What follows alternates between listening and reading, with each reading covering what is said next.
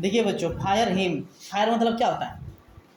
Fire means आग, fire means, और him मतलब बर्फ या स्रोत, हिम मतलब बर्फ या स्रोत, तो आग का स्रोत। इसके पोएट का नाम क्या है? केकी एन दारू वाला, केकी एन दारू वाला।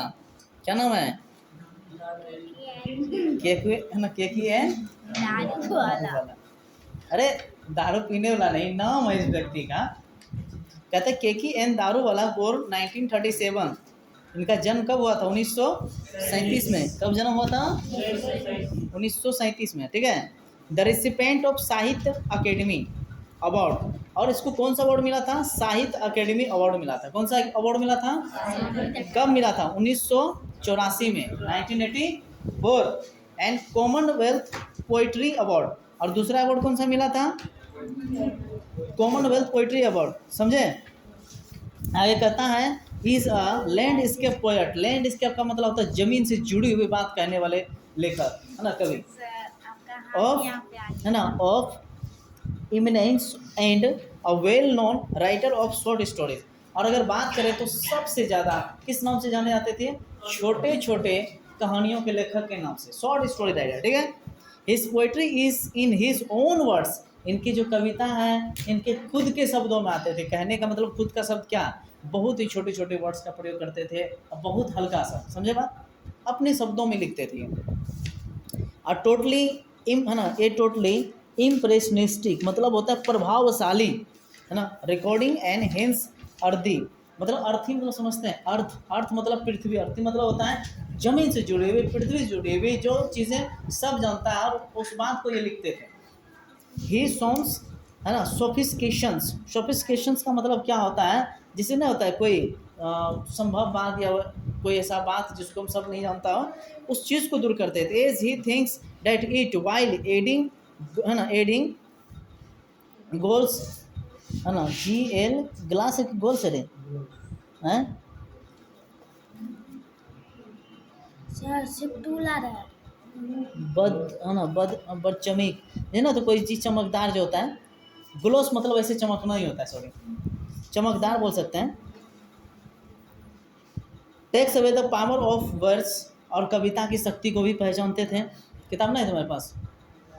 हैं, पढ़ो तो किताब। The themes of the poetry are love. इस कविता का जो थीम है, थीम मतलब समझते क्या होता है? जैसे कि आपके घर में शादी है तो सब कैसा वाइट कपड़ा पहनेगा? कैसा कपड़ा पहनेगा लोग? अलग अलग रंग बिरंगा पहनेगा ना जी। इससे पता चला कि उस घर में कुछ ना कुछ फंक्शन अच्छा है, शादी है या बर्थडे है या मैरिज एनिवर्सरी, ऐसा कुछ है। लेकिन अगर कोई वाइट कपड़ा पहन रहा है तो इसका मतलब क्या? उसके घर में श्राद्ध है। मेरी बात है समझ में आपको? तो अब यहाँ कोई भी पहन है, कभी भी पहन लेगा तो कभी भी श्राद्ध वाला नहीं होगा सिस्टम रे। अब 8-10 लोग वाइट वाइट पहन के रखा है, तो अब तो वहाँ मतलब चलेगा ना कि श्राद्ध वाला है। अब तुम अकेले पहन कर आए, कैसे पता चलेगा? तब तो लीडर लोग पहन कर आए तो उसका श्राद्ध ही होता है। गजब का। चलिए यहाँ देखिए, पोट्री आर लव। इसके कविता का जो थीम है क्या है? प्रेम है। डेथ, डेथ का मतलब होता है मृत्यु है, और डोमिनेशन का मतलब होता है समर्पण, ठीक है जी, है ना। सैनिम्स flight of human society and violence, और अहिंसा। हिंसा मतलब देखिए, नॉन वायलेंस जब होता है कब उसको बोलते हैं अहिंसा, लेकिन यहाँ वायलेंस है, वायलेंस मतलब हिंसा कर रहा है। कहने का मतलब इसमें कहीं ना कहीं कोई चीज़ कष्ट या दुख देने वाली बात हो रही है। बात समझ में आ रहा है? हैं? He writes with intensity and vigor involved in poetic creation। वो अपनी इच्छा शक्ति, अपनी हॉटी जब बोल सकते हैं ना, दिल में जो बात होती है उस चीज़ को इस पोइटिक कविता में क्रिएट किया है, क्रिएशन किया है। Since he had been in police service, और अब तक वो किस चीज़ में थे? पुलिस सर्विस में थे, ठीक है जी। Violence is unavoidable. वायलेंस मतलब हिंसा, हिंसा को नकारते हैं, अनवायलेट करते थे, उसको आगे बढ़ने देते थे। In his poetry his important volumes of words include, है ना, अंडर ओरियन। इसका एक जो है कविता है, उसका नाम क्या? Under Orion. जब किसको लिखा है? इसको लिखा था 1970 में, ठीक है। एप्रिसिएशन इन अप्रैल, एप्रिसिएशन अप्रैल कब लिखा था उन्होंने? उसने 1971 में। क्रॉसिंग ऑफ रिवर्स 1976 में। ठीक है, किसी को दिक्कत यहाँ तक समझने में? देखिए, इसके पहले मैं कविता पढ़ाऊँ, मैं थोड़ा सा इसका जो है ना समरी बता देता हूँ। समरी ऐसा है, इसमें एक पोएट होता है, पोएट के एक फादर है, ठीक है। और ये किसके बारे में बात करते हैं? बर्निंग घाट, घाट जहाँ पे जलाते हैं लाश, शमशान है ना। हाँ, घाट वह जहाँ पे जलाते हैं लाश, जिसे कहते हैं शमशान घाट। तो उस घाट की बात यहाँ पे करते हैं, और उस घाट का बात इसलिए करते हैं कि जब वो किसी व्यक्ति को जलाने जाते हैं तो वहाँ पे ना आधा जला हुआ शरीर रह जाता है। तो क्या हुआ, आधा ना होता है, कुछ शरीर जलते जलते कुछ आधा ही छूट जाता है।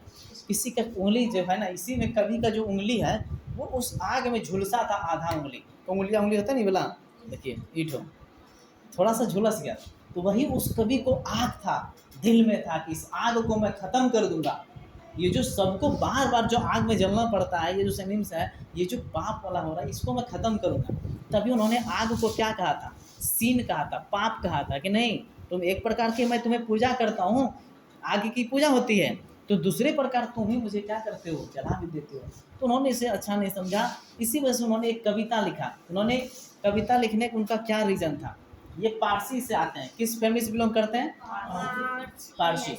और पारसी लोग का कैसे होता है दाह संस्कार? पारसी लोग क्या करते हैं ना, उन लोग का एक साइलेंस टावर होता है। क्या होता है? Tower of silence. Tower of silence, जो भी व्यक्ति मरेगा उसको वहीं जाकर दफनाया जाता था। कहने का मतलब दफनाना नहीं ऐसे है कि लिफ्ट होता है, नहीं लिफ्ट होता है ना, लिफ्ट से 1000 माइल्स का बोल सकते हैं, इससे ऊपर रहता है, बहुत लंबा ऊपर रहता है, उसको नीचे बुलाया जाता है। लिफ्ट को क्या है, नीचे बुलाया जाता है, और नीचे बुलाने के बाद उस पर लाश को लोड कर दिया जाता है, और फिर उसको वहीं आसमान में ऊपर पहुंचा दिया जाता है। जितने गील होते हैं, चील है ना, चील होते हैं ना, ये सब और भी बड़े बड़े जानवर, ये सब क्या करते हैं, पक्षी सब, ये सब क्या करते हैं, उसको, उसके मांस को खा जाता है। बचता क्या उसमें? हड्डी। फिर हड्डी को नीचे लेकर आते हैं, उसका कुछ और भी बना लेते हैं, या फिर उसको दफना गाड़ देते हैं, या कुछ और भी कर देते हैं। ये सीन है पारसी में, अंडरस्टैंड? तो यही सब चीज़ों को बताया गया इसमें, और कुछ ज़्यादा नहीं है। तो चलिए हम लोग पहला लाइन देखेंगे। देखिए, the burning ghat erupted phosphorescence. Phosphorus समझते हैं? फास्फोरस जिसमें हवा का रिएक्शन होते ही वो जलने लगता है, फास्फोरस, ठीक है। तो जो बर्निंग घाट था, इरप्टेड का मतलब होता है मध्यम सा श्रापित। देखिए, बर्निंग घाट जो है वो क्या था? श्रापित था। श्रापित मतलब समझते हैं? नहीं समझे? श्रापित का मतलब किसी चीज़ का वो बिल्कुल श्राप दिया हुआ। देखिए, आप पीछे दिया हुआ है, ब्रेक आउट एंड थ्रोल आउट, मतलब कोई चीज़ जो कि जलता हो, जलते जलते रह जाता, उसी को बोलते हैं erupted. And wandering ghost light फिरनेटेड पासर बाय। वॉन्डरिंग मतलब, वॉन्डर मतलब होता है इधर उधर चलना, विचलित होना। वॉन्डर मतलब क्या होता है? इधर उधर चलना या विचलित होना। समझ रहे बात? घोस्ट मतलब भूत होता है बबुआ, भूत, भूत भागो। देखिए, वॉन्डरिंग घोस्ट लाइट फिरनेटेड पासर बाय, वहाँ पे बहुत सारे क्या है कि जो भी उस घाट से होकर गुजरता था, जो भी जाता था, उससे घबराहट होती थी, उससे डर लगता था। किस चीज़ का? घोस्ट का। किसका डर लगता था? भूत का। As moonlight scuttle among the bones. Bone मतलब होता है हड्डी, बोन मीन्स आप स्केलेटल देखे होंगे स्कूल वगैरह में, होता है ना, लकड़ी उकड़ी बनाकर एकदम कंकाल रे, हड्डी जैसा उसे दिखता था भूत, तो उसे बड़ा डर लगता था। हाँ, कोई प्लास्टिक का बना होता है। Once strolling at dawn past river bank and ghat we saw embers. Embers का मतलब होता है क्रूर, जलता हुआ आधा, समझे? लूसिंग देयर कुरल नेस, कुरल रेडनेस। कुरल का मतलब होता है क्रूर, क्रूर मतलब जिसमें कोई दया नहीं, कोई दया नहीं होता उसके पास, क्रूर बोलते हैं। रेडनेस मतलब आग से लहकता हुआ, जलता हुआ, देखते हैं किस तरह शरीर को जलाता है। इम्ब्रेस का मतलब है बाबू, इम्ब्रेस, हाँ, स्ट्रोलिंग मतलब दहकना रे, दहकता ना है, हपाना हाथ। कौन सा पूछी छोटी? इम्ब्रेस मतलब वही होता है क्रूर, और क्रूर मतलब क्रूर। To go grey as dead सोलोवल ऑल हाफ कुक्ड लिम्स, मतलब समझिएगा हैं। हाँ रिक्रूट इसमें कोई दया ना हो। To the grey ash, ash मतलब होता है राख, एस मतलब और वो राख भी बन जाता है, और राख में बदलता है नहीं बदलता है, किस कलर का, ग्रे कलर का। That solo all half cooked limbs, ऐसा जैसे कि आधा पका हुआ, लिम्स मतलब उंगली सब होता है या किसी भी शरीर का हिस्सा हम लोग बोलते हैं लिम्स। देखिए bore witness to the fires है ना, फायर्स डेवोचरी, डेवोचरी मतलब होता है अनैतिक व्यवहार करना। ये जो आग है, आग कैसा व्यवहार कर रहा था आप लोगों के साथ, अनैतिक व्यवहार कर रहा था, ठीक है। बोल रहा my father said you see those half burn finger, तुम्हें तो तुमने देखा है ना उस आधी जली हुई उंगली को, देखा है ना तुमने उस आधी जली हुई उंगली को, half burn finger.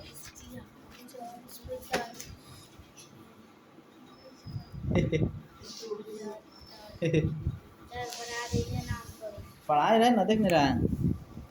And bone stubs, stub मतलब होता है आधा जला हुआ, स्टब मतलब आधा जला हुआ। The fire 8 times forget it that's, जब किसी शरीर में आग लगती है ना वो भूल जाता है कि कौन मर रहा है, बात समझ में आ रहा है, जब किसी शरीर में आग लगता है तो वो भूल जाता है कि कौन मरता है। ए जुरुस्ट्रन, जुरुस्ट्रन किससे कहते हैं, जुरुस्ट्रन बोलते हैं पारसी लोगों को, जुरुस्ट्रन किसको बोलते हैं, पारसी लोगों को, ठीक है। आई माई चाइल्ड है ना, आई माई चाइल्ड फिंगर्स क्लस्ट, मतलब मैंने अपने बच्चे को, थोड़ा अगला का लाइन पढ़ते तब समझ में आएगा। Into a little note of pain I swear to save fire from the scene of forgetfulness, कहता है कि मैं आज शपथ लेता हूँ, ये जो देखिए यहाँ पे बोल रहा है आई माई चाइल्ड, मैंने अपने बच्चे को क्या किया है, इस जलते हुए आग में झुलसाया है, इस जलते हुए आग में, इस क्रूर आग में, इस निर्दयी आग में मैंने अपने बच्चे को जलते हुए देखा है। Into a little note of pain, एक छोटी सी दर्द की वजह से। I swear to save, swear मतलब होता है शपथ लेना, मैं शपथ लेता हूँ इसे सुरक्षित कर दूंगा, इस आग को मैं सुरक्षित कर दूंगा।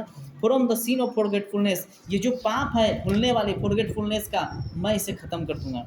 आई नेवर फॉरगेट है ना, एंड 25 ईयर्स सिंस, आज मैं 25 साल हो चुका है मुझे, मैं 25 सालों से इसे नहीं भूला हूँ।